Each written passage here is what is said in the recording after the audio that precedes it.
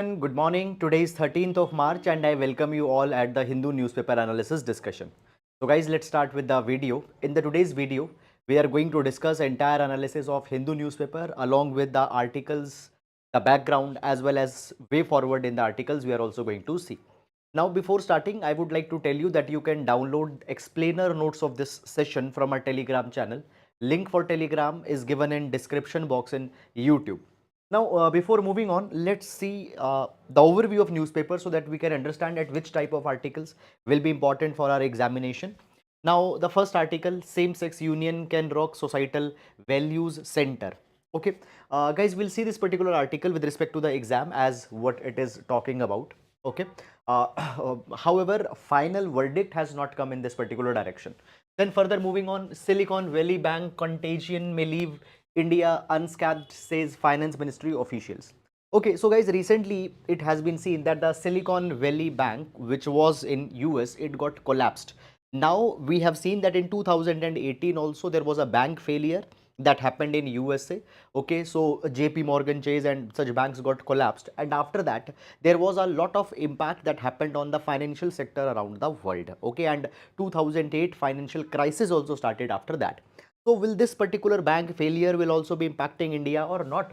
So in this particular capacity, finance ministry had said that the failure of this particular bank is not going to have much of impact on India. However, if many other banks fail after this banks, then there can be some impact that will come. Okay. However, guys, if you wanted to have a separate video on this Silicon Valley Bank collapse, how it collapsed, can it impact India or not, you can please comment and we can make a separate video on this entire issue as well. If you want it, please let me know. Okay, then further moving on, after that, other articles, advertisements, not very much important. Then moving to the city section, find two siblings killed in 3 days in suspected stray dog attack. Not very much important. You don't need to go in these articles. Okay. Then further moving on, Delhi government launches videos of happiness curriculum online. So basically, guys, when we talk about the education reforms that have been brought by the Delhi government, so happiness curriculum was implemented by the Delhi government, which focused on teaching the children emotional intelligence, which focused on ensuring mental well-being of the children along with the academic emphasis as well. And this happiness curriculum has been appreciated around the world. Now that has been just circulated. Okay, beyond that you need to know, not go too much into the article. Then we have these advertisements and all such kind of things. Okay, so moving on, guys, in this particular direction, just a minute. So moving on in this particular direction, guys, further we have the regional political issues, etc. Fine, not very much important to go here. Then we will directly come to editorial page. Now on editorial page, using Ukraine as a bellwether is a path to tragedy. Okay, now guys, understand this thing that this Russia-Ukraine war is going on and it is more than 1 year since the war got started, and up till now there is no idea that when this war will be over. Now in this war, there are many developments, many commentaries, many day-to-day developments that are coming, and many such editorials are also being written on the present state of Russia-Ukraine war. Are you really required to go and read every of this article? No, because this is a very evolving kind of a war. Many different developments are happening, and by the time you will write your exam, these dynamics will completely change. So I will not suggest you to go too much in detail in this particular article. Then further moving on, safe harbor at risk. So recently Digital India Act 2023 has been proposed, which is talking about the safe harbor, though we have discussed it, but we'll see this article. Fine. Then adultery as misconduct and judicial musings. Now this particular article is talking about adultery vis-a-vis the armed forces. Okay, so we will briefly see this article with respect to the examination. New reality. Now this article talks about the truce between Saudi Arabia, Iran, which has been brokered by the China. We'll see what are the implications of this development and how China is trying to showcase its strategic importance in West Asia. We'll see this article. Then further moving, reimagining the urban-rural dichotomy. We'll see this article, guys, with respect to the examination. Article is little bit on abstract lines, but we will try to understand it for our examination. Then 2019 coup still haunts Maharashtra. Okay, so basically guys, the BJP NCP issue in Maharashtra is being discussed. Political article largely, not very important for exam. Survey debunks Swachh Bharat's 100% ODF claim. Okay, so basically guys, ODF, open defecation free status is given to basically is given to those places which have eliminated the open defecation. Okay, so here this particular article guys, this particular article is providing that how much actual ODF has been achieved. Okay, then the rise of the ESG regulation, we'll see this article with respect to exam. What is Rajasthan's right to health bill, we'll also understand this article. Then scientists devise glow scope to bring fluorescent microscopy to schools, we'll see this particular article also with respect to examination. Then further moving on, India Australia for early conclusion of pact on market access, we'll take the article here. INS Syadri joins maritime exercise with French Navy. So INS Syadri is it is a guided missile ship of India which has joined with the French Navy.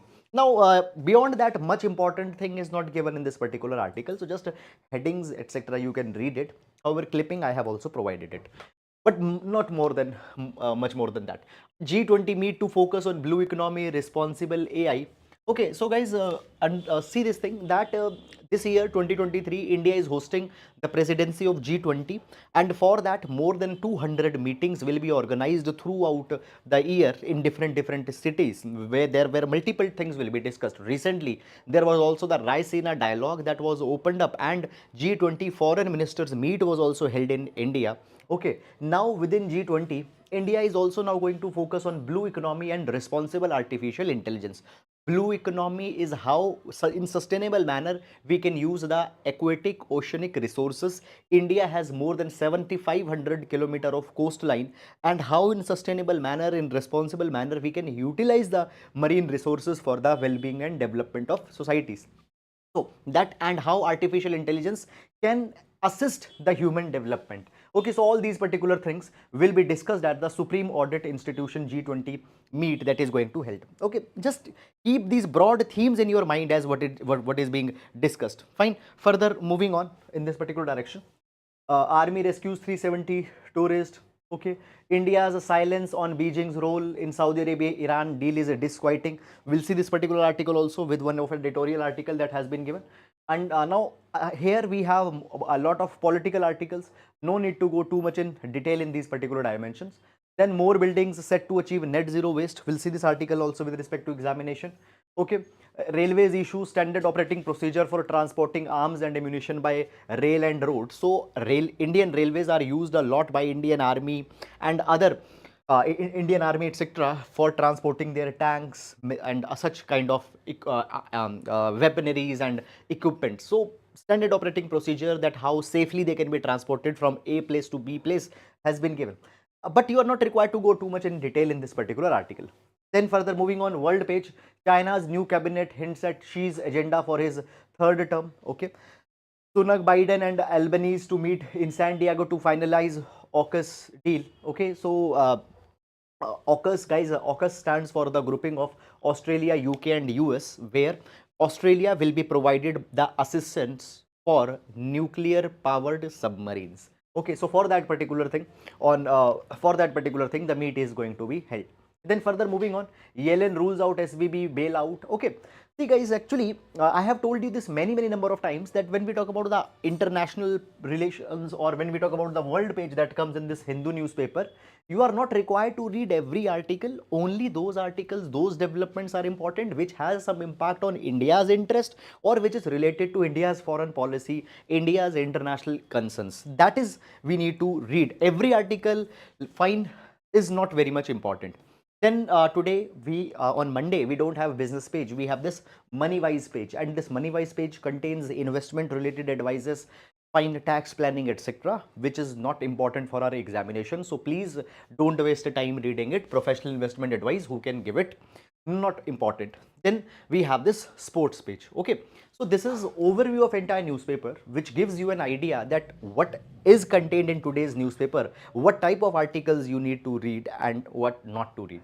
Let's discuss the relevant articles one by one in detail. Okay, now discussing the relevant articles one by one in detail.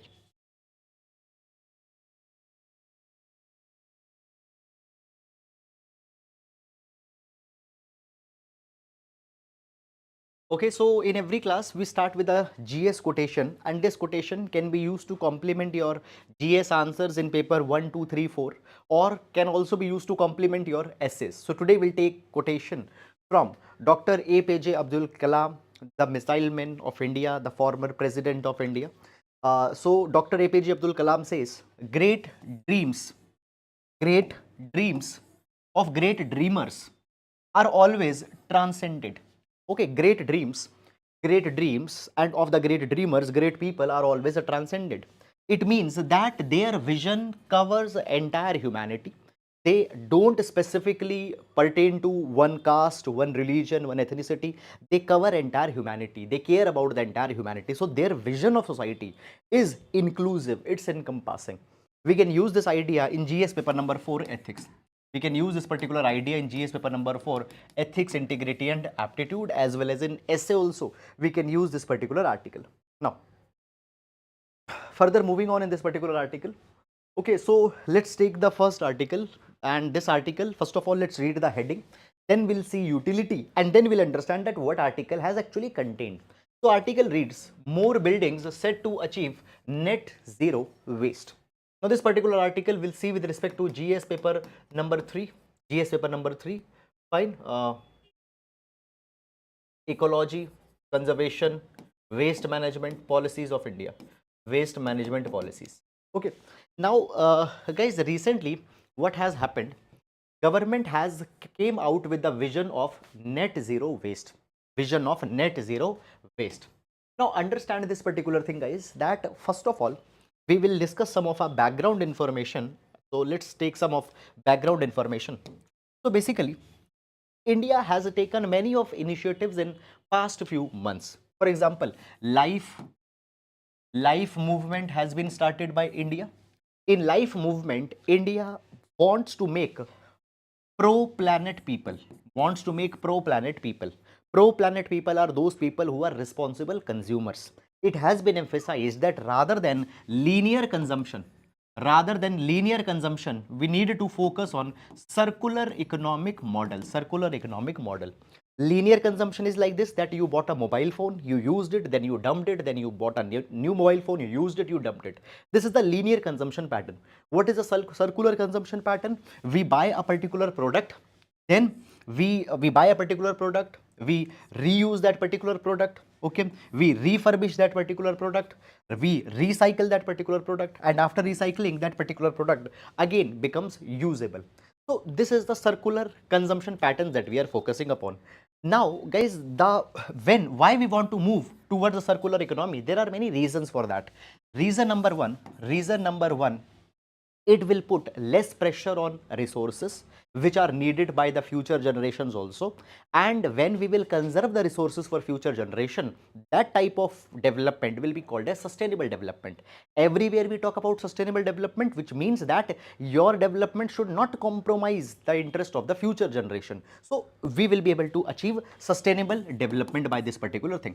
Secondly guys, that today understand a lot of heavy metals, a lot of e-waste, a lot of domestic waste is getting ended in marine water bodies. It is being dumped into the landfills, etc., where it becomes a major polluter, and by that it is polluting the groundwater, and it also becomes the site of many of the pathogens, etc. Okay, so this is a very big problem. Now guys, in this particular direction, India is now envisaging the net zero waste, and this net zero waste will be imposed first on housing societies. It will be imposed first on I will connect it with the discussion that just we had. Just give me 1 minute. So now India is coming with the zero waste policy, and first of all the housing societies and commercial complexes such as the malls, shopping centers, etc., on them there will be an obligation that they need to mandatorily ensure net zero waste, and all the liquid discharge is being treated within the premises. Net zero waste, what do we first of all mean by this net zero waste? It means that first of all, reduce your wastage. Okay, reduce your wastage, as many things as possible, try to recycle it, try to reuse it. Okay, so reduce the waste, reuse your waste, recover the waste streams, Okay, recover the waste streams, okay, to convert them in valuable resources. Okay, so whatever waste has been dumped by a household, let's say there is a housing society. In that housing society there are 1000 flats, and these flats are just they are emitting such kind of a waste. So we need to recover the waste streams so that some valuable resources can be extracted out of that. Okay, so this is something. So that now the point is that we need to reduce the total waste that is being generated nearly to zero. Okay, how? By doing all these particular kind of things. And the second is that liquid discharge. Okay, sewage, the water that comes out when you wash the clothes, etc. So liquid discharge, it needs to be treated. It needs to be treated. First of all, it needs to be cleansed, fine, before entering into the sewage. This is something that has been imposed. Okay, that has been imposed. Moreover, the housing ministry, the Ministry of Housing, it also is looking at incorporating integrated septic tank design into the bylaws. Now see this thing, whenever a housing society or a shopping complex is being designed, it has to be designed in line with the building bylaws. In that building bylaws, many things are written. For example, how much area needs to be covered, how much area needs to be green area. Okay, all these things are there in bylaws. Now within the bylaws, they want to add a concept of integrated septic tank design. Now what is this septic tank design? Okay guys, understand this particular thing. Today's the sewages, they have to be, many of the societies, many of the places still today are cleaning their septic tanks, their sewages by calling some people to do that particular thing, which goes against basically which okay, which goes against the goal of the government to reduce the manual scavenging. Okay, so now guys, what is happening? Government will be integrating the septic tank designs. In these septic tank designs, there will be first of all the geotagging of all the tanks that will be done. In the geotagging of the by geotagging these particular septic tanks, it will be ensured that the manholes are being cleaned by the mechanized cleaning and not by the people. Okay, not by the people, there should not be the manual scavenging. Moreover, government is also be focusing, it will also reduce the GST on mechanized cleaning. So mechanized machines and trucks which can clean the septic tanks, they will be more focused, so manual scavenging can be reduced. Okay, so this is government moving from manhole to machine hole mode. Okay, and by implementing all these particular things, how it will help us? It will help India to achieve the sustainable developmental goal number 6, that is clean and water sanitation for all. Okay, so that is all guys about this particular article. I hope that you have understood it. And now moving to next article. India, Australia for early conclusion of Pact on Market Access. India, Australia for early conclusion of Pact on Market Access. Now, this particular article will see with respect to the GS paper number 2, international relation. Within international relation, India-Australia relation, we'll see this particular article. Now, basically guys, understand this particular thing, that as we talk about India, Australia, the relations between India and Australia are improving a lot, particularly because of the multiple common interests that they have. First of all, when we talk about India and Australia, okay, they are members under the quadrilateral security dialogue. Okay, they are the members under the quadrilateral security dialogue. Okay, secondly, when we talk about the India and Australia, both India and Australia right now focusing on decoupling with China. They focusing on decoupling from China. Okay, Australia is a large dependent on China. India is a lot dependent on China, but China is moving towards a trade weaponization. So therefore, they want to reduce the reliance on China. So for decoupling of the China, India and Australia have convergences. Then guys, thirdly, both India and Australia emphasize on rule-based Indo-Pacific region. Rule-based Indo-Pacific region. So because of so much convergences are coming between India and Australia, so therefore they are also increasing their ties by bringing new free trade agreements, by bringing new economic agreements. Now in this particular line, what has happened already? Few months back, India and Australia have signed ECTA. India and Australia have signed ECTA. I will tell you about that also, and then we'll go in this particular present article that has come. Okay. So when we talk about the ECTA, it stands for Economic Cooperation and a Trade Agreement. Now, this Economic Cooperation and Trade Agreement was signed in 2022, and this is a type of a free trade agreement. It is a type of a free trade agreement. Under free trade agreement, what happens on a particular set of lines of goods and services, both countries will reduce their tariff. Okay, so guys, a lot of Australian goods, Australian wines, fine, they come in India.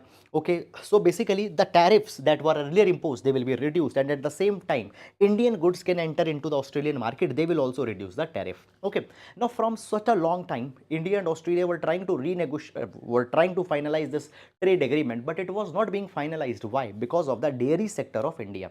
Now understand this particular thing, that Australian dairy sector is highly developed, highly diversified, and if Australian dairy goods could have entered India, then it could have crippled the domestic dairy sector of India, which is organized, which is largely unorganized. So that particular thing has been left aside, but other areas have been covered. So so by this, on this particular line, we have already signed the Economic Cooperation and Trade Agreement (ECTA).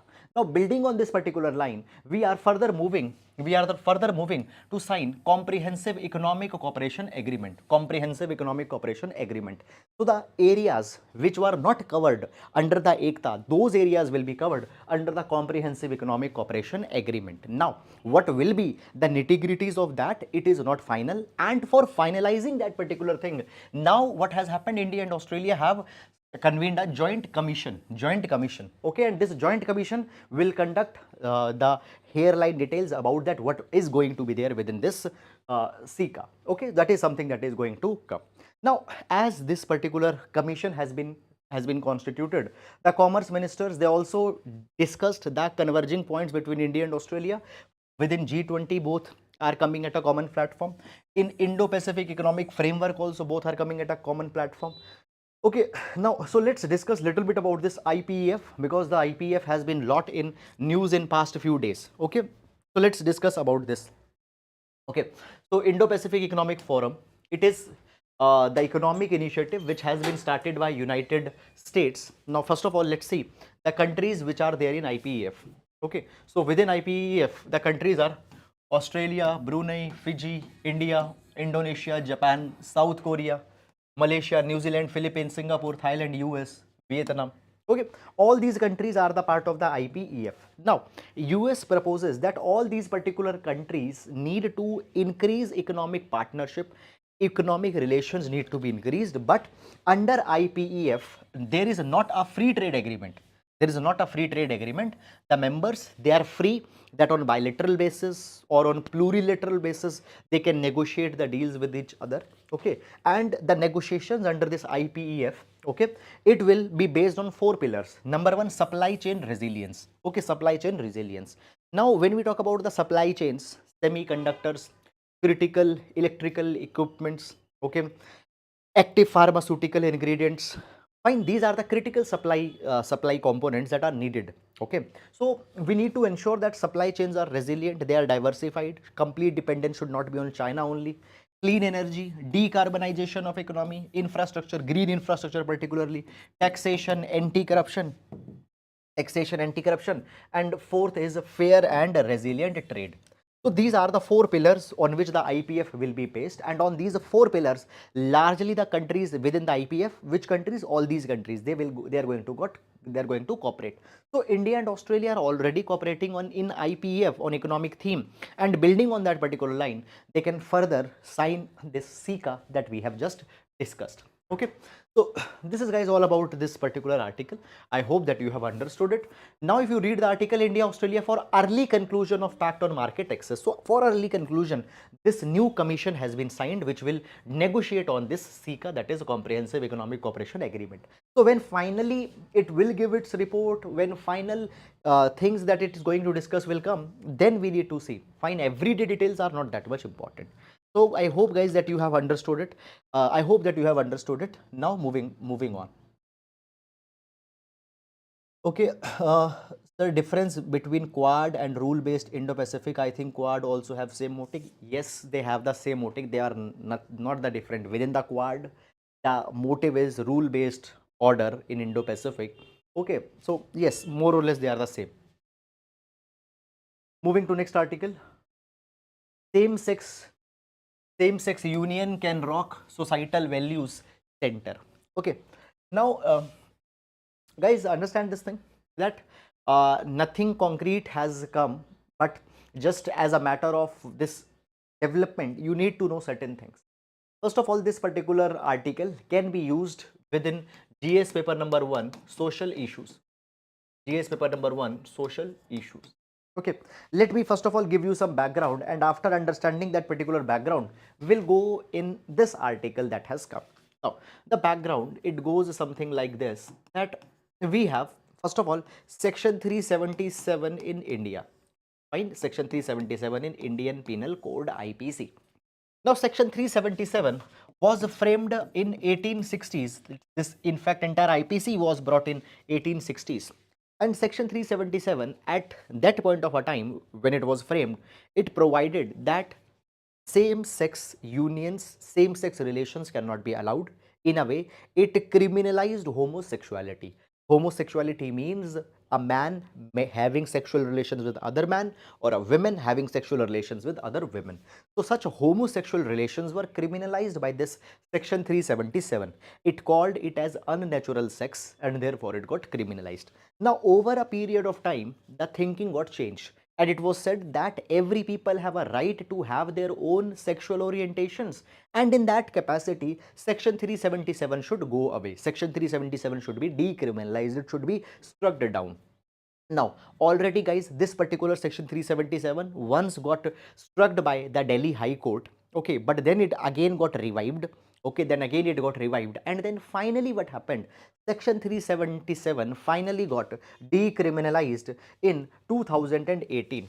In 2018, in Navtej Singh Johar case, in Navtej Singh Johar case. Okay, so as of today, fine, homosexuality is not a crime in India. Okay, why? Because it has got decriminalized by Supreme Court in Navtej Singh Johar case. Okay, after this development, what happened, the people who were homosexuals, they wanted that now they should also be allowed to get married. They should also be allowed to get married.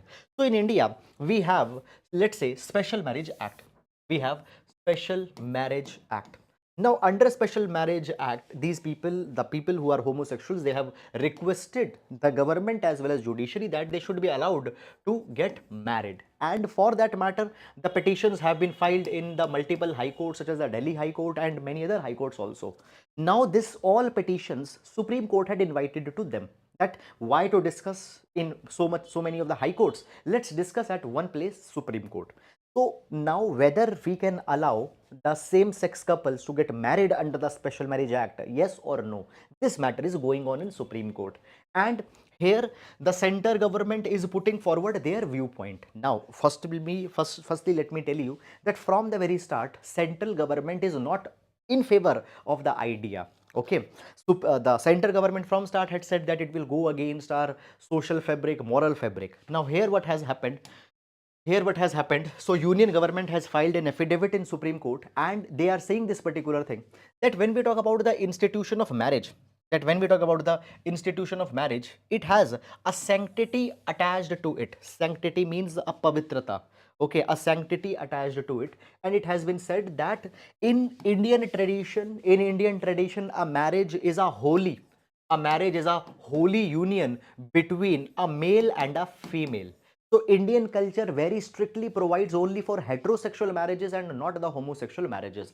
And marrying is not a social institution. It is also the part of our culture. It is also the part of our ethos. It is also the part of our great tradition. So therefore, thus allowing the same-sex couple will not go in line with the societal norms. And here, union government has also provided this particular thing, that whether to allow them to get married or whether to not to allow them to get married, it is a matter within the domain of Parliament of India.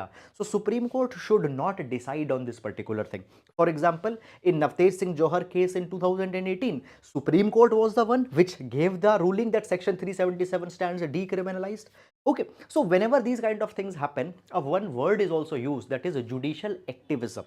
Judicial activism means judiciary becoming too active, stepping in the shoes of legislature, executive. So parliament very clearly had the center government, sorry, very clearly had provided, if we have to allow, if we don't have to allow, that is a matter that we should discuss, parliament and not the Supreme Court. And as far as their stand is that it will go against culture, so it might not be allowed also. This is all, guys, this entire article that has talked about. Fine, I hope that you have understood it. Now beyond that, nothing more is given in this article, nothing more is given beyond that. Okay, so this is something that has come. Now moving to next article, the rise of the ESG regulations, the rise of the ESG regulations. Okay, now this particular article we'll see with respect to GS paper number 4, corporate governance, GS paper number 4, corporate governance ethics. Okay, fine. Now let's start with this particular article. So guys, over the past few years, this word, that is ESG, has become quite popular. Okay, and so many of the editorials have been written here, so many of the articles have been written on ESG. Now what do we first of all understand by ESG? E stands for environmental, S stands for social, G stands for governance. Environmental, social and governance. E is environmental, social and governance, ESG. Now first of all, let me give you a rough idea about this particular thing. So basically guys, when we talk about the corporates, traditional idea about a corporate was this, that corporate has only one bottom line. It has only one bottom line, and that is profit. That is profit. It means the corporate exists for making profit for its investors, for its shareholders, nothing more, nothing less. But over the years, this idea had got rejected, and it has been said that corporate, rather apart from being commercial entity, also needs to ensure that its activities are not are not threatening the environment. Okay, environmental sustainability needs to be there. Secondly, the way the corporate is operating, it should not have a negative impact on the society, on its people. Okay, and the G, governance. Basically, you guys know this thing, that there are large number of corporate scams, etc., that have happened in the past.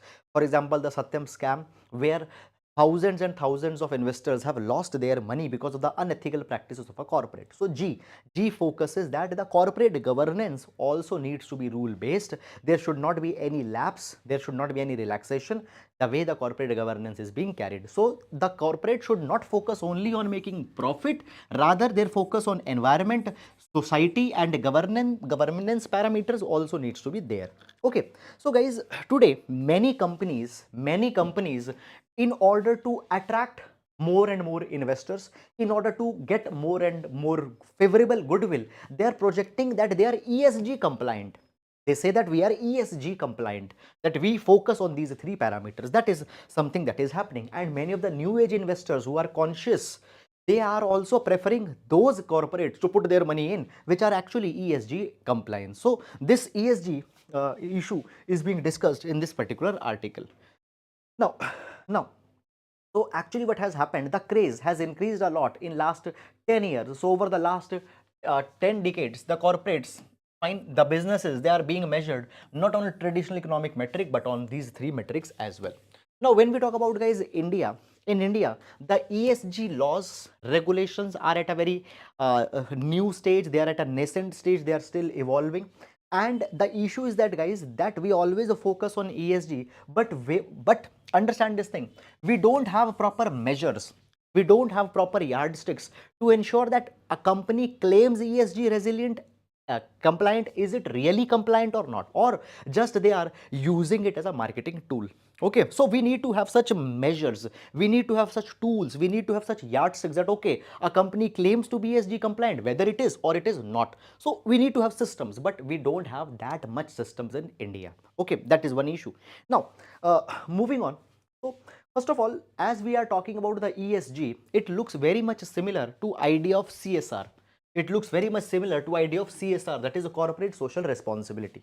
So how ESG and CSR are different, let's discuss this particular thing. First of all, CSR, It stands for corporate social responsibility, and corporate social responsibility in India is legally mandated. Where it is mandated? It is mandated in section 135 of Companies Act 2013. 2013. And recently there are certain amendments also that have happened to the Companies Act in 2014, in 2021. Okay, and these amendments have happened on CSR also. So point number one, corporate social responsibility, it is legally mandated in section 135 of Companies Act. What it means? CSR means that a part of profit, a part of a profit of a firm, of a corporate, should be reinvested into the society. Okay. Now understand this thing, that a corporate is using the society's resources. A corporate is using the society's resources. So it is a responsibility of a corporate to pay back to the society also if it is making profit. So CSR, break the word, corporate social responsibility. Social responsibility of a corporate. Fine. They need to reinvest in society. Now, how much is to be reinvested? Is every corporate does every corporate needs to reinvest it, or other which corporates are required to invest it? So for that particular thing, guys, understand this thing, that A, fine. So which companies have to invest in? So those companies are required to invest or put money into the CSR. A, which has net worth of 500 crore or more, net worth of 500 crore or more, or if they have turnover of 1000 crore or more, okay, or if their net profit is 5 crore or more. So the corporates fulfilling any one condition out of that, they are obliged to pay under CSR as per section 135. How much they need to pay? They need to pay 2% of their net profits over the last 3 years. So their average profit, average 3 years profit, let's say the average profit that they have made in the past 3 years, the average profit is, let's say, 100 crore rupees. So 2% of it, that is 2 crore rupees, they have to spend on CSR. Okay, that is something. So it is a legal obligation. But when we talk about the ESG, okay, number one, we don't have any specific provision which is specifically talking about the ESG. We don't have any specific law. Secondly, when we talk about the CSR, CSR focuses only the initiatives that the corporate is taking to improve the external environment. To improve the external environment, only the initiatives that has been taken. This is what the CSR largely focuses upon. But when we talk about the ESG, ESG's domain where it focuses, it's a little bit more broad. So ESG focuses on internal as well as external environment. For example, I have told you that within the ESG, the corporate needs to focus on environment, needs to focus on society. So these are the external. But at the same time, G stands for governance reforms. So it focuses on internal as well as external change. Now, when we talk about the ESG in India, so we don't have a specific law, but indirectly there are certain laws which are enforcing the ESG compliance from the corporates in India. For example, Environmental Protection Act of 1986. Okay, so we have Environment Protection Act of 1986, which ensures that environmental compliances are being followed by corporate. Then there is a National Green Tribunal, which also ensures that environmental obligations are being followed. Then labor codes, where bargaining power has been given to the labor unions. Okay, many rights have been given to the laborers who are working. So this is ensuring the social impact. Environmental Protection Act, National Green Tribunal is ensuring that E, environmental, it is ensuring S, social. And guys, at the same time we have SEBI. Okay, SEBI revises the business responsibility and sustainability report. So 1000 largest listed companies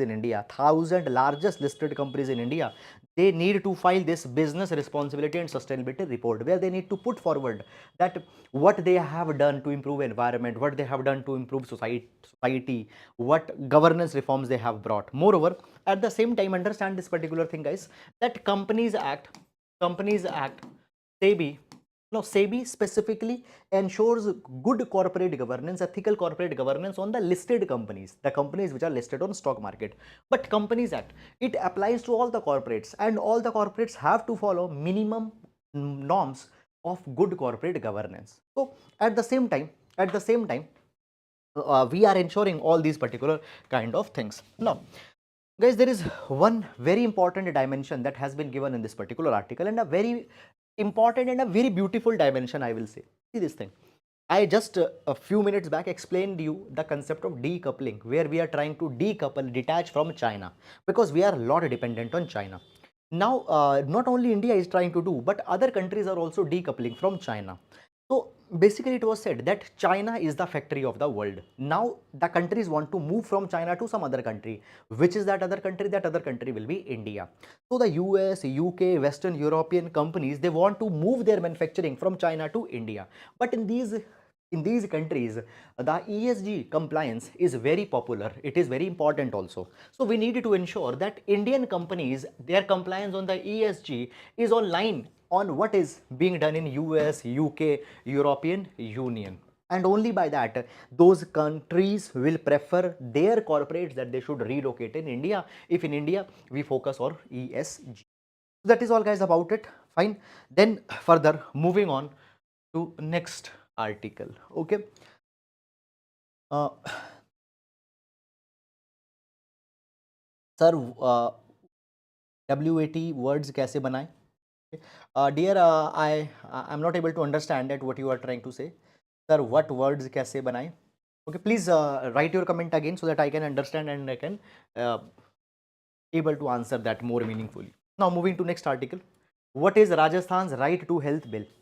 What is Rajasthan's right to health bill? Now this particular article, guys, we will be using as a case study of social justice, GS paper number 2. We will use this Rajasthan case study as an example of social justice, GS paper number. Recently, what has happened? Right to Healthcare Bill 2022. Okay, fine. It has created a debate in the State Assembly of Rajasthan. Now, you are not required to go too much in detail as step by step what are the clause by clause provisions of this particular Rajasthan right to healthcare bill. We need to understand the gist of this particular article and whether it can be implemented across India, yes or no. Now, first of all, this right to healthcare bill of Rajasthan. Here, the Rajasthan government is recognizing the right of patients and obligations of the healthcare providers. It is recognizing the right of patients and obligations of the healthcare providers, obligations of the government, and it is being provided that right to health is to be protected, Now, many such provisions have been there. First of all, as per this particular bill, Rajasthan's residents, they will be entitled for free checkup, free health checkup will be given to them. They will be given free drugs, diagnostics, that is the testing, etc. Fine. Emergency transportation, care at all public health institutions, and affordable surgeries. Now, it is being provided that this bill provides that medical service should not be a vehicle for making money. Medical service should be a public service rather than a commercial service. Okay, medical service should be a public service rather than the commercial service. It should not be used as a vehicle to make money. Moreover, at the same time, Rajasthan is also ensuring that all the patients, all the people who want to take a health care or treatment, they are being given right to informed consent. Okay, any surgery, what they want to opt, what they don't want to opt, they should be given the power to uh, right to informed consent. Fine, they should be informed about a particular surgery and then they will give a consent, yes or no. Fine. Then right to seek information. Okay, so they can seek information about their medical records, about their documents from the health facilities. Okay, they can seek information on their diagnosis report, the type of treatment they are receiving. Also, they are also to be given treatment without a discrimination. So in the terms of treatment, they should not be discriminated on the lines of economic on the lines of their economic capacity, on social factors or any other factors. So this is something that's there. Moreover, it also provides that the state government will develop a human resource policy, and a human resource policy will ensure that there are adequate number of doctors, nurses, paramedics at different levels, primary healthcare level, community healthcare centers, district hospitals. Adequate number of doctors, nurses, paramedics needs to be there. Moreover, this particular bill also provides for establishing of a grievance redressal mechanism. What is this grievance redressal mechanism? Suppose you went to a hospital and you were not given good quality of service, or you were charged extra, or you were not given the complete information about the treatment that you are taking, etc., then you can approach to this grievance redressal mechanism, which will dispose your complaint. So these are all provisions of right to Right to Healthcare Bill 2022. Now, this particular, when we talk about this initiative, it appears to be good one, because in our constitution we have Article 21, right to life, and within right to life we also have implicit provision of right to health, and many of the Supreme Court judgments also repeatedly have recognized this particular thing, that within the right to life, right to health is embedded. Fine. So this is something that has been provided. So right to health is provided implicitly within the scope of Article 21. Moreover, at the same time, we also have directive principles of a state policy, DPSPs. Many of the DPSPs are putting responsibility on a state to provide good health care to the citizens. For example, we have Article 38. Now, Article 38 talks about promoting the welfare of people. Article 47, which talks about that government need to meet the nutrition and health requirement of the people. So these mandates have been provided. So therefore, it is responsibility of the state to give such kind of entitlements to the citizens. But at the same time, a lot of oppositions to this particular bill has also been shown. Now, what are oppositions or what are criticisms of this particular bill? Let's understand this one by one. Now, first of all, intention of the bill is good. Intention of the bill is not being questioned. But first of all, it has been provided that here what has happened, on private sector, you have put a obligation that you need to give health service as a public service, and not it should be used as a vehicle to make money.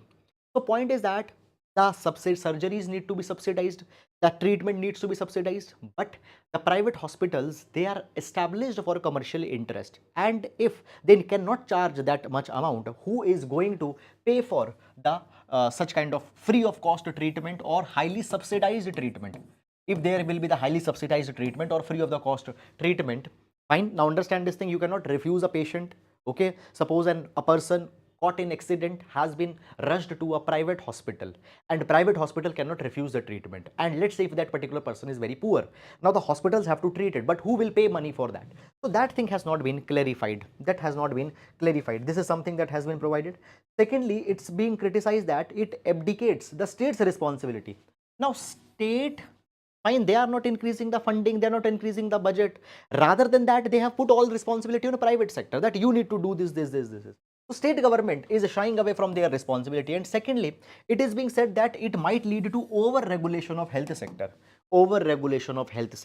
Okay, this is something. And if you impose too much of obligations on the health sector, many of the leading health chains, fine, might not open up their facilities in the state. This can also be the issue that might be there. Fine. So this is all about it. I hope that you have understood it. And now moving to next article.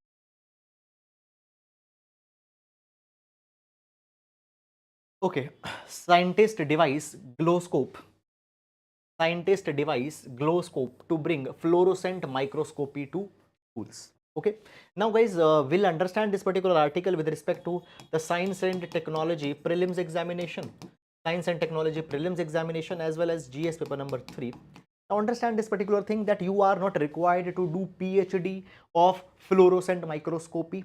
Fine, you are not required to have too much of expertise in that, because such kind of questions are not asked in UPSC examination. If you have ever seen the UPSC paper, particularly in prelims examination, whenever they are asking the science and technology related questions, they are asking very broad based questions. Okay, so broad understanding you need to have.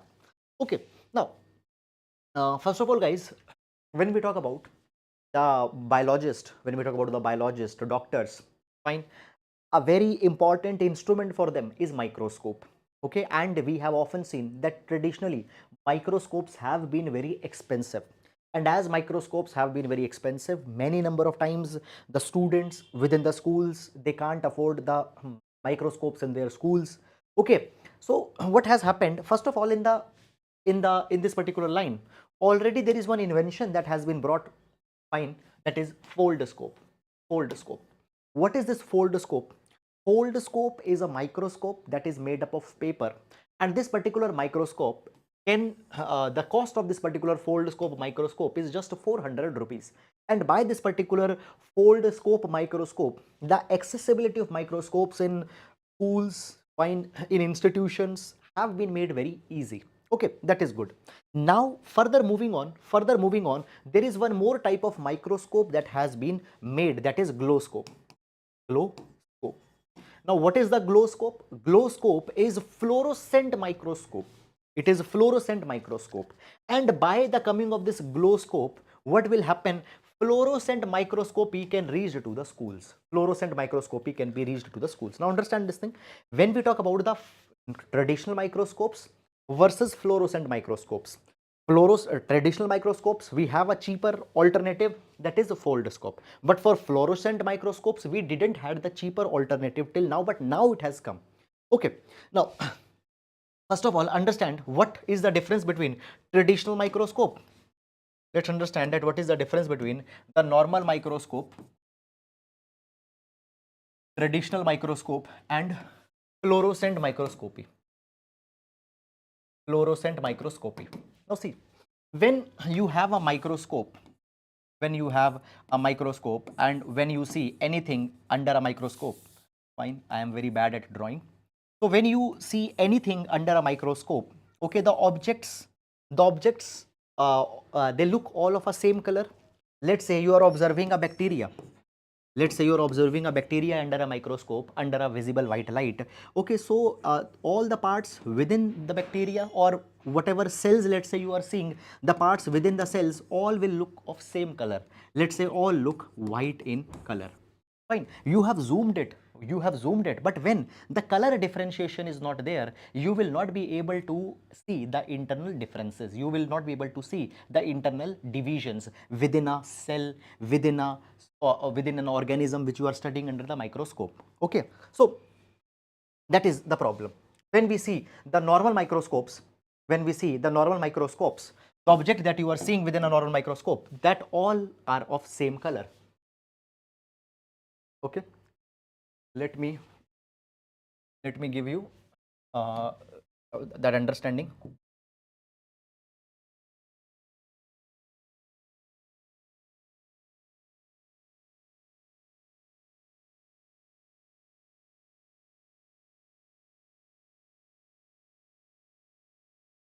Okay, so let's say this is an impression within a microscope. Okay, so you can see that there is some kind of a structure, but everything is of a same color. Fine. Because of that particular thing, studying often under a microscope, it is not that much effective, it is not that much interactive. And to solve these particular problems, we now have the fluorescent microscopes. What are the fluorescent microscopes? Under the fluorescent microscopes, a particular type of dyes, a particular type of ultraviolet lights will be used, and these particular lights and ultraviolet, just a minute, these particular lights and ultraviolet, sorry, yes. So here, first of all, focus on this particular picture. If you focus on,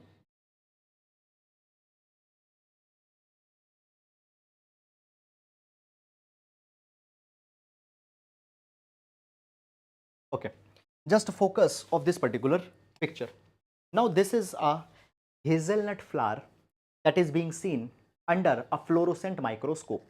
So here you can see that different color patterns you can see.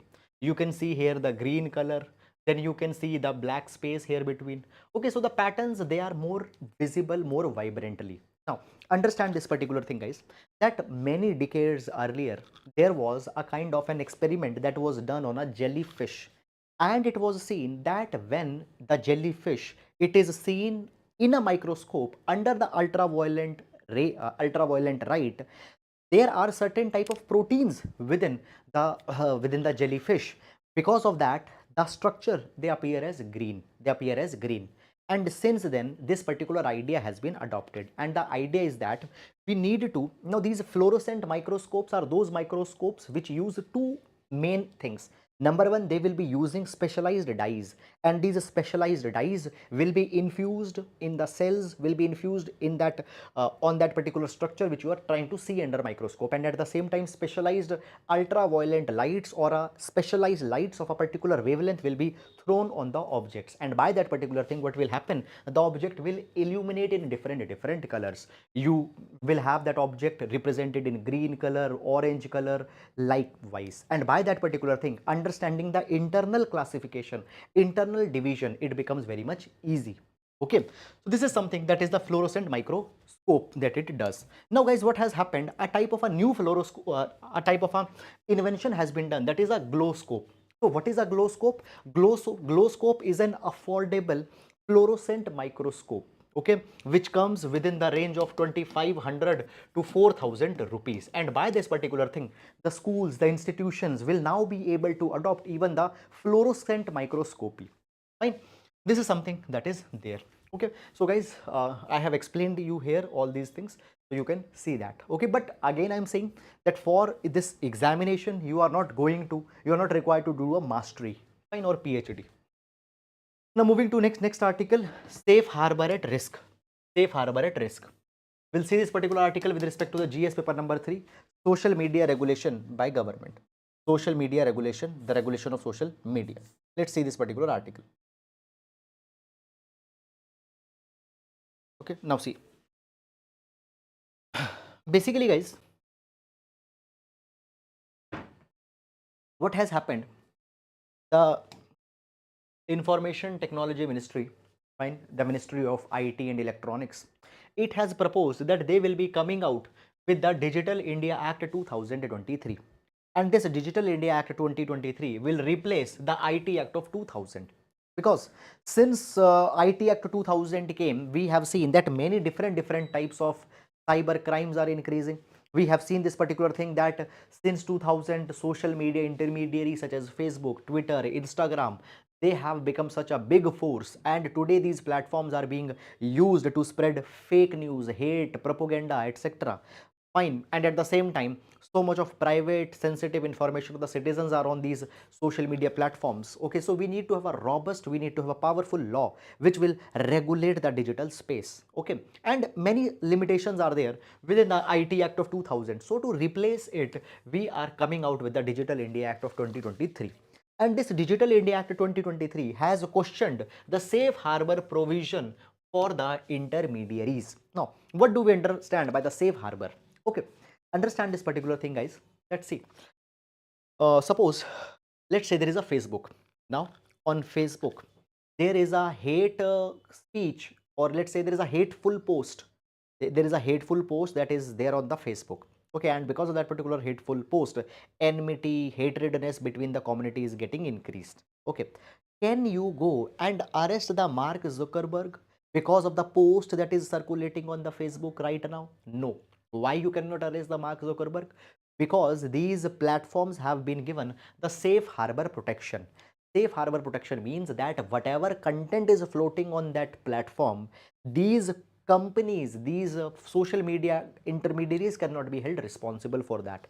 And we have the safe harbor protection in almost all the countries. Within the USA also safe harbor protection is given. In India also the safe harbor protection has been given to them under the IT Act. Now, whether such kind of a safe harbor protection should be continued, should it be discontinued, should it be changed, should it be amended, this is something that the Digital India Act 2023 want to clarify. Now, understand this particular thing, guys, that up till now, the draft is being prepared. Okay, so up till now, all the provisions of the bill are not clear, they are being scrutinized, they are being finalized. Now, first of all, understand this particular thing, that when we talk about the safe harbor provision, that is giving an immunity to an social media intermediary, that they will not be held responsible if there is some comment, some content that is floating on their website. So we have tried to control this safe harbor provision in last one and a half, let's say 2 years. First of all, IT rules 2021 were brought. IT rules 2021 were brought. Now, under IT rules 2021, it was provided that the social media intermediaries, they will enjoy their safe harbor protection. They will enjoy their safe harbor protection only if they follow the provisions of the IT rules 2021. For example, they need to help the government to identify the first originator of a hateful content. Second, the social media intermediaries, they need to have a grievance redressal mechanism who will receive a complaints from the citizen if they are not happy with the content that is floating. So such obligations were imposed on the social media intermediaries, and if they follow that, then only they will enjoy their safe harbor protection. So this is something that is there. Okay, fine. Then after that, what has happened in October 2022? Government also came out with the government appointed grievance redressal appellate bodies. Grievance redressal appellate bodies. Now, what is this grievance redressal appellate bodies? I've told you that already in 2021 rule, it was provided that social media intermediary, they need to have a grievance redressal officer to whom you can complain if you're not happy with some content on social media intermediary. Now, what if that grievance redressal officer is not taking any action? Then where to go? So then you can reach to this grievance redressal appellate bodies. This provision has also been brought. And if they don't do much, they will lose their safe harbor. Then what has happened in January 2023? Okay, now basically the IT ministry, they have proposed an amendment that social media intermediaries news content, they have to take down a post or a content if it has been marked as fake or false by the Press Information Bureau. So Press Information Bureau will be the organization which will certify that whether a information is correct or not, fake or false. So if any information floating on digital news media site, floating on social media is called as fake, then they have to bring it down. So this is something that we have done in last one and a half year to control the social media intermediary, and often their safe harbor has been questioned as well. Now it is being said that when we talk about the present time, we know this particular thing, that the hate speech is a very big problem, disinformation is a very big problem, and we need to control them. And many times the hate speech, disinformation, they are getting spread through these social media intermediaries. That is something that is there. Okay, now the government is proposing under the IT rules that users should be given information, should be given the notice before removing the content or disabling the access. Let's say some of a user is posting posting a post on Facebook, and in that particular user is cursing a particular community. Now that user is to be given a warning that your content is not going in line with the safe guidelines, you should remove your content. And after giving that notice, that person's access can be blocked, all these particular things can be done. This is something. But the article is saying that social media intermediaries should shut down the user post, fine, only if it is breaching the public order. Okay, that is the case. Okay, a care should be taken up. Now it has been said that, guys, when the safe harbor is being questioned by the government, now government can come out with the many stringent kind of regulations, stringent laws government can bring in, and can make the safe harbor conditional on following those laws and regulations. For example, only if you follow all these laws, you will get the safe harbor. And in this particular way, the government might try to curb dissent, they might try to curb any opposition to government ideas. So they can use the safe harbor protection as a strategic tool. The government can use it as a strategic tool. That is something. Okay, so this is what the article is talking about. Now further moving on. Adultery as misconduct and judicial musings. Adultery as misconduct and judicial musings. Okay. Now guys, this particular article is specifically talking about the adultery vis-a-vis armed forces are concerned. And within this article, many of the two specific hairline details and even the Supreme Court judgments are being discussed. You are not required to go in too much of the hairline detail. Why? Because such things are not important for our examination. In our examinations, we need to understand the broad themes, its implications and such. Fine. So I will not advise you to go too much in detail. Now you need to have that particular understanding that which articles we need to go beyond what is being provided in our newspaper, and what articles we need to read selectively. This is an art that you need to understand also. Now, what has happened? Okay, so now what has happened? First of all, let's discuss that what do we understand by adultery. Okay. What do we understand by adultery? Basically, guys, if I give you a very simple explanation of adultery, deliberately I'm using the word, I'm giving you a simple explanation of adultery, what it means. Suppose there is a husband and wife.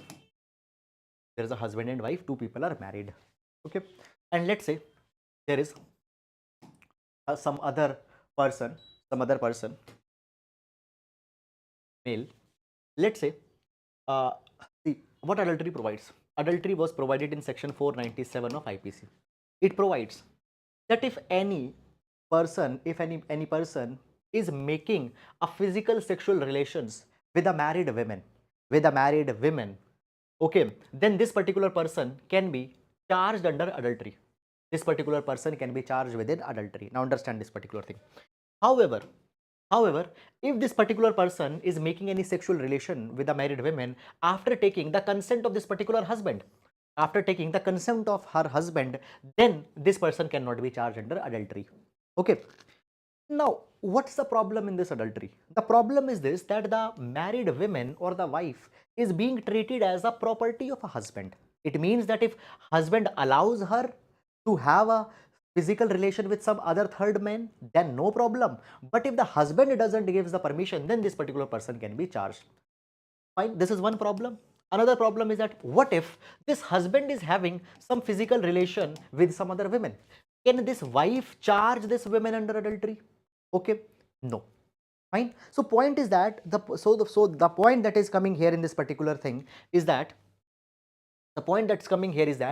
basically in adultery, this the adultery law treated married women as the property of the husband, and therefore it was morally and it was civil in civil sense, in moral sense, it was a law that should go away. It should not stand, and therefore it was a question also in Supreme Court. And what has happened? Supreme Court in Joseph Shine versus Union of India judgment in 2008 decriminalized adultery. It decriminalized adultery on moral grounds, on civil grounds, as well as it decriminalized adultery on the basis of Article 14, 15, 21. Okay. Now, over the years, what has happened? It has been provided that whether this judgment of Supreme Court will be applicable on the armed forces as well. Okay, on the armed forces as well. For example, the officer in an armed force, okay, what if that officer's wife is having a physical sexual relation with some third man?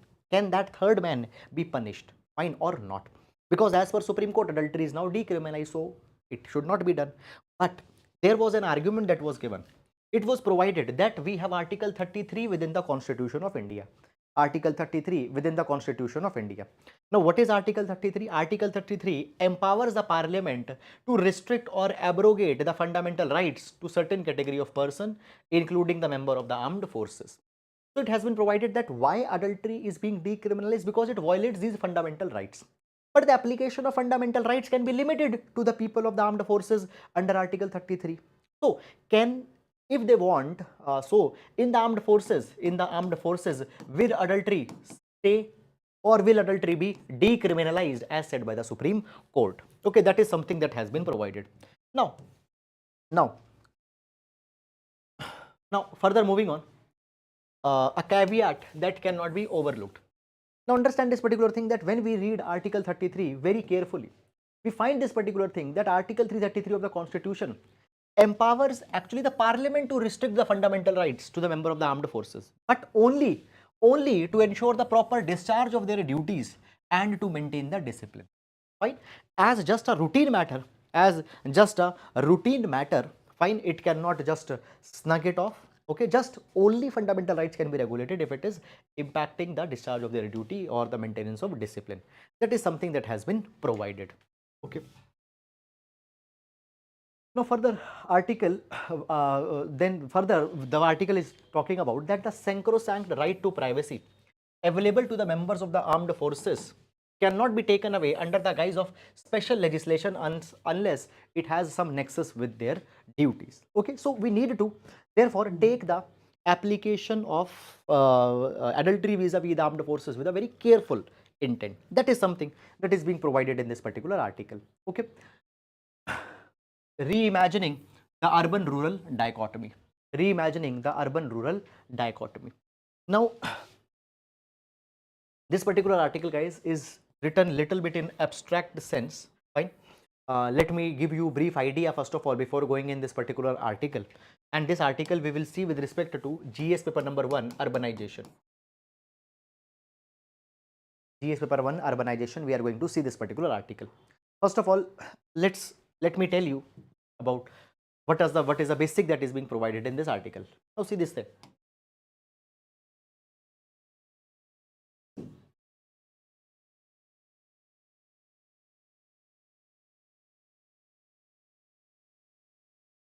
Okay, see, there are certain areas which are categorized as urban area. Then there are certain areas which are categorized as the rural areas. We have a separate type of laws for urban area, and we have a separate types of scheme, the separate type of mechanism, separate type of developmental policies for rural in India or rural areas. That is one understanding that we have. But is it really the case that urban places are there in a separate compartment and rural areas are in a separate compartment? No. Rather, we have today in India an urban rural continuum. Urban rural continuum. What do we understand by this urban rural continuum? It means that on one hand, there are the highly urbanized areas such as Delhi. Then on other hand, there are rural villages.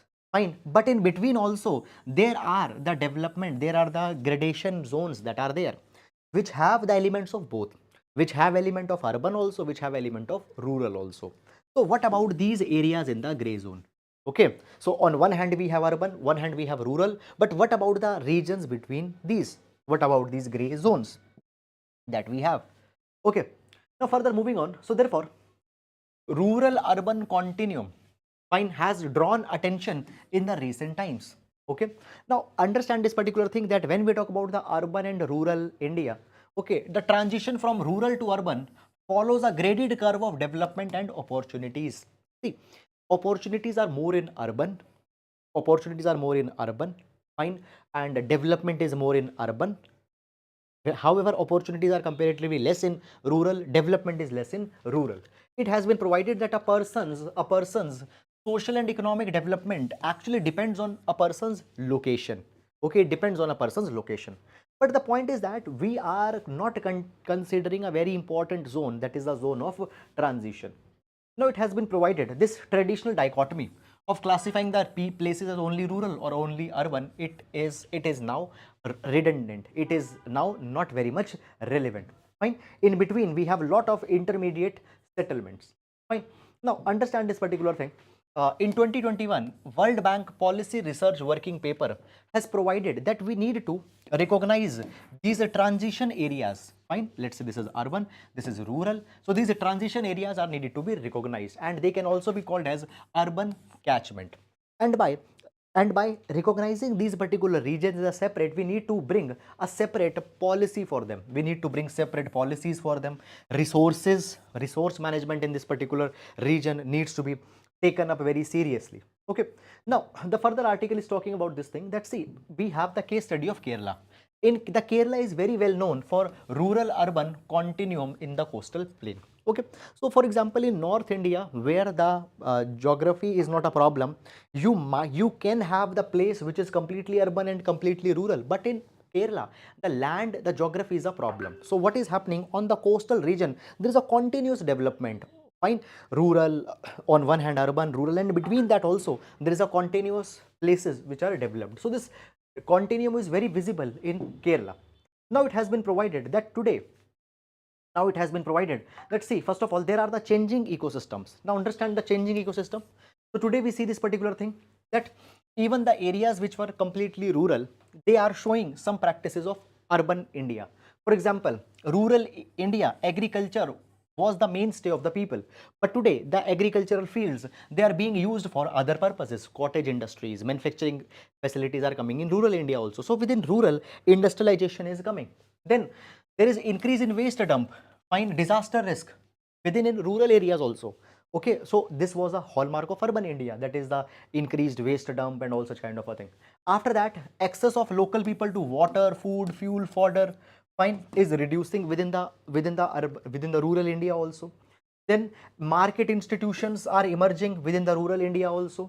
Fine, market value of land within the rural India is also increasing. So the rural India, also is showing some trademarks of the urban India. So the point is that, but they are not completely urban. They are not completely urban, and at the same time, they are not completely rural. So what we need to have, we need to have a separate policy for these transition zones. For these transition zones. Okay. Moving on in this particular direction. It has been provided that today technology, economic globalization, fine, mobility of resources, extension of transport services, okay, have actually, what they have done, they have reduced the extremities also.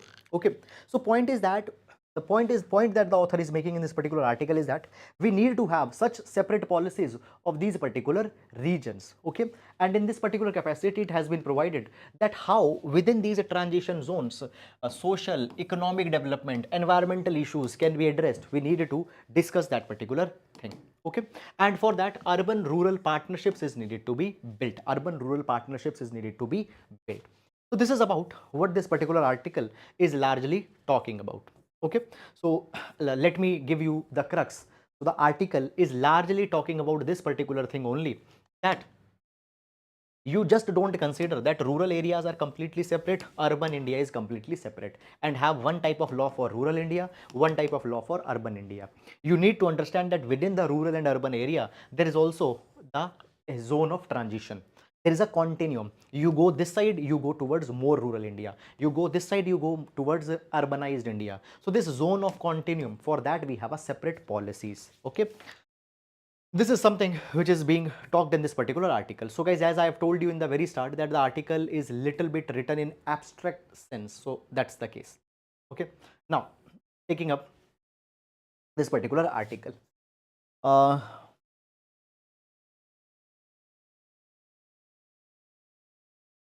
Fine. Writer बोलना क्या चाहता है इसमें? So Manish, writer is just talking about these transition zones only, जिसके in which we need to focus on development, because these are transition zones, neither they are being catered by rural policies nor they are being catered by urban policies.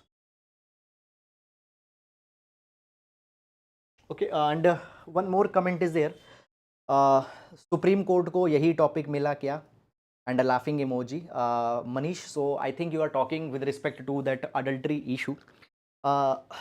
See, you need to understand this particular thing, that it's not a matter to laugh upon. It's a very sensitive and an important social issue that has to be addressed, because often in societies, it has been assumed that women once they are married, they lose their autonomy, and what they need to do, what they don't need to do, will be determined by the husband. And this particular thing goes against the goal of equality. So therefore, these particular things are to be discussed by the Supreme Court, and these are very serious matter. These are a very sensitive matter, and if you are also preparing for UPSC CSE examination, so such sensitivity, so subtlety, you need to understand. So it's not actually a matter on which you should make a fun, and you should not trivialize this particular matter, that the matter seems unnecessary. That's not the way to deal it. Okay, so one thing I want to say, guys, that see, today, I will take 1 minute. What has happened? There is a trend that everybody is preparing for UPSC exam, and we think that only we will mug up polity, history, geography, economy, and we will be able to clear this exam. No, before that, you also need to change your attitude. Okay, so an administrator, an IAS officer, what you are aspiring to be, he or she has to deal with many of the complex challenges of the society, and that overarching horizon, overarching viewpoint needs to be there. Okay, so you need to have that particular mind of social justice. You need to understand these sensibilities. Okay, now moving on to the next article, new reality. So this particular article will see with respect to the GS paper number 2, international affairs. Now guys, what has happened? So recently, Saudi Arabia and Iran, the two countries which were the type of enemies of each other, they have now signed a peace deal. They have now signed a peace agreement between them. So a kind of a cold war, was going on between the Saudi Arabia and Iran, and since 2016 they have virtually suspended their diplomatic relations as well. So therefore, now a peace agreement has been brokered between them. So basically what has happened, so China recently has helped in brokering an agreement between the Saudi Arabia and Iran. Now first of all, what was the reason for difference between the Saudi Arabia and Iran? The difference was largely ideological. So when we talk about the Iran is a Shia majority theocracy, but at the same time, Saudi Arabia, it is a Sunni majority nation. And because of the Shia Sunni divide that is there in the Iran and Saudi Arabia, this particular ideology became a very big reason. Moreover, guys, then after that, the alliances of the Iran, alliances of the Saudi Arabia, okay, that has also been escalated over the years. Now what has happened today, the Iran has agreed that they will prevent all the attacks against Saudi Arabia. And even we see this particular thing that in the Yemen there are the region that is being controlled by the Houthis. These Houthis have also attacked against the Saudi Arabia in the past, and it is being believed that on these Houthis Iran has a substantial control, okay, and they are being used deliberately by the Iran to attack on Saudi Arabia. So these attacks will also be reduced, and both Iran and Saudi Arabia will restore the complete and full diplomatic relations which got suspended since 2016. Okay, now point that we are coming on this, that guys, is that in this West Asia region a large number of such agreements, such alignments, such peace agreements are being signed from past 2-3 years. For example, in 2020, fine, UAE became the UAE signed the peace agreement with Israel, Abraham Accords, which was brokered by the USA. Now guys, when we talk about the UAE Israel, particularly between the Arab world and between Israel, okay, there was a kind of a cold war that is going on since the creation of Israel state. Now understand this particular thing, guys, that we know this, you might be knowing this particular thing, and if you don't know, let me tell you that what has happened in World War II, Hitler deliberately targeted many of the Jews, killed them, and it led to the tragic incident, tragic Holocaust, where the Jews were killed. Now, as that event happened, Jews, they started to come to the region of Israel, because this region, the city of Jerusalem, has always been the holy place for the Jews, and they wanted to settle around the Jerusalem, and they wanted to have a place around the Jerusalem, a country for the Jew people. They make a country by the name of Israel, but the people, the Arabs who were living already in this region, they were not very much comfortable with this particular idea.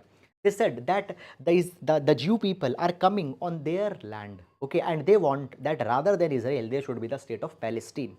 Okay, now what happened, the entire basically the Arabs and the Arabian countries, they came on the side of the Arabs, and therefore the Arabian countries and Israel, they developed a rivalry since 1948. Okay, so this is the issue that is going on, and since then the Arab countries and Israel, they did not had very good relations, and because of that particular way, UAE and Israel also did not had diplomatic relations, and therefore after this 2020 Abraham Accords, what happened, UAE and Israel's diplomatic relations got started. Now US played a very important role in 2020. Now what is happening, China is trying to repeat the same kind of a thing, as China today is trying to bring the cooperation between Iran and Saudi Arabia, which were also the two rivals. Now understand this thing, today USA has deprioritized West Asia. Today USA is more focused on Ukraine. Today USA is more focused on countering the Russia, China, and particularly it's countering them in Indo-Pacific region. Particularly China, it is countering in Indo-Pacific region. So therefore USA's attention from West Asia has been reduced, and taking advantage of this particular position, China is now coming, and China is trying to install China is trying coming in between, and China is showcasing itself as a responsible nation who is concerned about the countries, the peace between them, their well-being, etc. Now, so this particular agreement marks China's arrival in West Asia as a power broker. In past also, China has helped in finalizing the peace talks between the countries. For example, 2015 Iran nuclear deal. In our Iran nuclear deal that was signed by P5+1 countries, where Iran was obliged to reduce their uranium enrichment plan. That deal was also helped by China in finalization. So today, when we talk about the China also enjoys very good ties with both Iran as well as Saudi Arabia. Now see, USA's ties with Iran are not very much good, but the China's ties with Iran are very good. Okay, so today what China is doing, China is trying to maintain friendly relations with all the countries, and China is trying to showcase itself as a responsible power. This is something that is happening. Now guys, when we talk about the West Asia is a very important region for China, for China's energy interest. Fine, China indeed a big importer of oil and gas from this particular region. Okay, so China is the world's largest oil importer. Okay, but at the same time, for India also, the stakes in the West Asia are very important, because guys, for the economic relations, for strategic relations, West Asia is important. But as we don't have good relation with China, and now China entering in West Asia, it might bring some issues for India. Fine. So India need to activate its West Asia policy on very proactive scale immediately after this development that has happened. That is all about it. And now moving to next article. Okay, sorry, the main practice question for today. So the question for today: in our country, despite statutory recognition of the relationship of marriage between a biological man and biological women, marriage necessarily depends upon age-old customs, rituals, practices, cultural ethos, and societal values. Comment. Comment. This will be a 10-marker question for GS1 Society. GS1 Society. So that is all guys about it. I hope that you have understood this article, and with this we come to an end to the today's news session. So that is all for today. Now we'll meet tomorrow. Till then guys, please take care of yourselves. Thank you so much.